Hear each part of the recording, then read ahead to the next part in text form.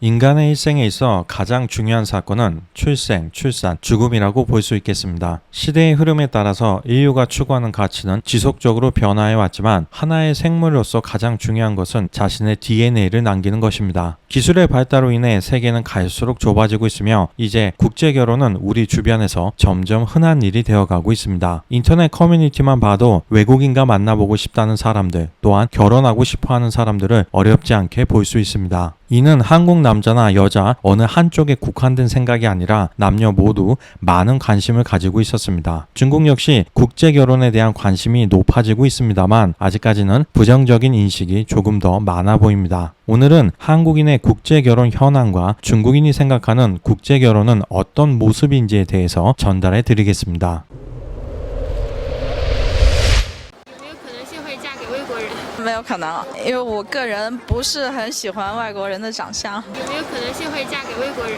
没有，我就想嫁给西安人，我觉得西安比较好。有没有可能性会嫁给外国人？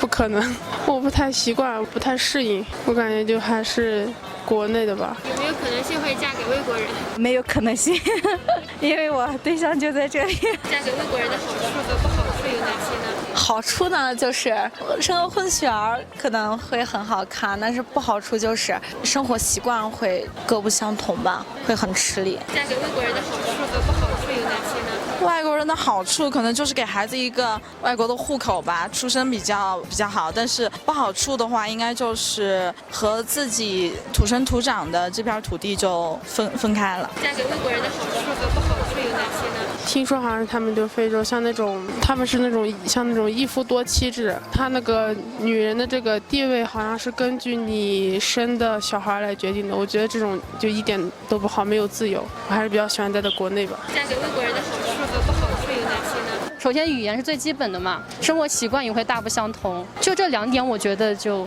比较吃力。其他的话，我觉得可以慢慢沟通，但是最基本的这种生活的话，就很吃力的话还是不行。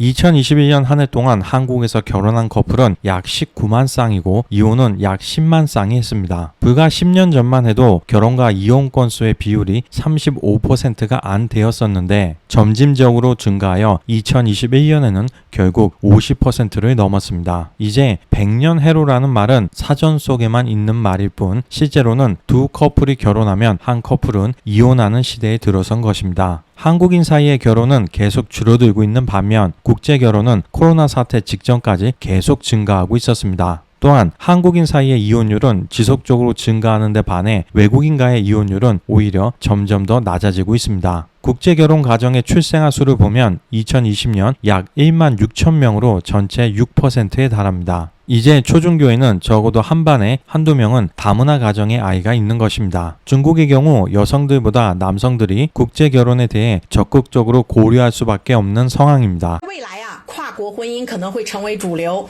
中国女生呀会越来越难嫁。数据调查呀，我国1半以上的男生呀都可以接受跨国婚姻了。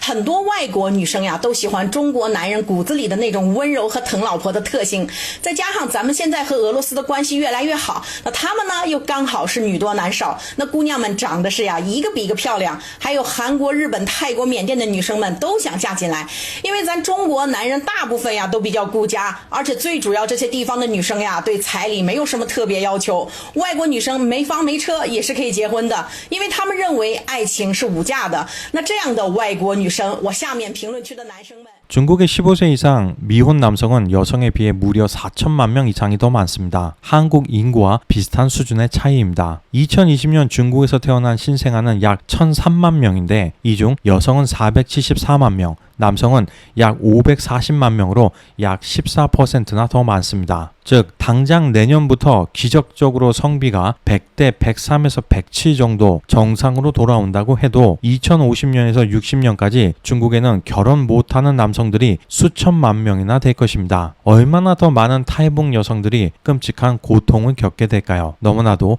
안타까운 상황입니다. 이런 불균형한 중국의 성비를 고려하면 한국인과 결혼하는 중국인은 여성보다 남성이 훨씬 많지 않을까 추측할 수 있지만 실상은 다릅니다. 중남 한여 커플은 1993년부터 2019년까지 4만 쌍이 안 되었지만 한남 중녀는 무려 20만 쌍 이상으로 5배 이상 더 많았습니다. 그렇다면 과연 한국인들은 어떤 국가의 사람들과 많이 결혼하고 또 이혼했을까요? 외국 여성의 국적은 베트남, 중국, 일본 순으로 많았습니다. 외국 남성의 국적은 미국, 중국, 일본 순으로 많았습니다. 중국과 일본은 아무래도 같은 동아시아라서 문화 차이가 상대적으로 작다는 장점이 있어 남녀 모두 순위에 있었던 것으로 보입니다. 지난 10년간 결혼 대비 이혼 건수의 비율을 보면 한국 남자와 중국 여성과의 이혼율은 약 59%, 베트남은 약 30%, 일본은 약 20%였습니다. 즉, 한국 남자는 일본 여성이나 베트남 여성과 결혼할 경우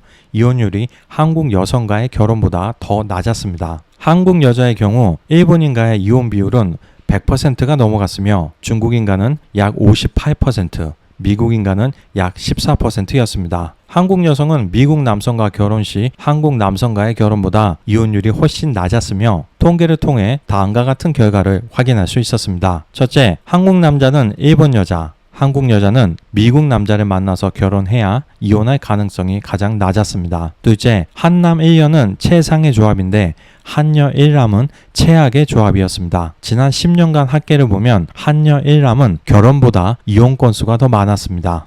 일본 남성과 일본 여성 그리고 한국 남성과 한국 여성은 같은 문화적 배경과 지리적 조건을 가지고 있는데 일본 여성은 한국 남성하고 잘 맞는 반면 일본 남성은 한국 여성하고 전혀 맞지 않았습니다. 만약 여러분 주변에 일본 남성과 결혼하여 잘 살고 있는 한국 여성이 있다면 그 커플은 정말 대단한 겁니다. 셋째, 중국인과의 결혼은 한국 남녀 모두 한국인과 결혼하는 것보다 더 높은 이혼율을 보였습니다. 지리적 편리성, 문화적 동질성이 다른 국가들과 비교해보면 더 높다고 볼 수 있음에도 불구하고 중국인과의 결혼 생활은 결코 쉽지 않은 것입니다. 이제 벌써 9월입니다. 올해도 여러 가지 일들로 쉽지 않은 시간들을 보내셨을 텐데 부디 추석 연휴에는 가족들하고 잘 쉬고 또 친척들하고도 좋은 시간 보내면서 남은 한 해를 잘 버텨나갈 수 있는 힘을 얻으시길 바랍니다. 마지막으로 국제 결혼에 대한 중국 인민들의 댓글을 전해드리겠습니다. 경제는 발전했지만 여성의 지위가 낮은 국가로 시집을 가는 건 돈을 위해서 목숨도 아끼지 않는 것이다. 지금 나한테 외국 여성을 소개시켜 달라는 사람들 중 대부분이 중국인에 결혼해서 여성은 일종의 상품이 되었다고 생각한다. 난 솔직히 말해서 국제 결혼 중개를 하고 있다. 외국 신부를 찾는데 필요한 모든 비용은 1,200만 원인데 남성은 일정한 기준을 통과해야 한다. 옹졸하게 생기거나 나쁜 사람처럼 생겼다면 중매쟁이도 도와줄 수 없다. 집안의 조건이 안 좋거나 서비스 업종의 여성들이 자극을 좋아한다. 다른 경우는 집안 조건이 좋아서 유학이나 명문대 학생이 백인들하고 결혼한다.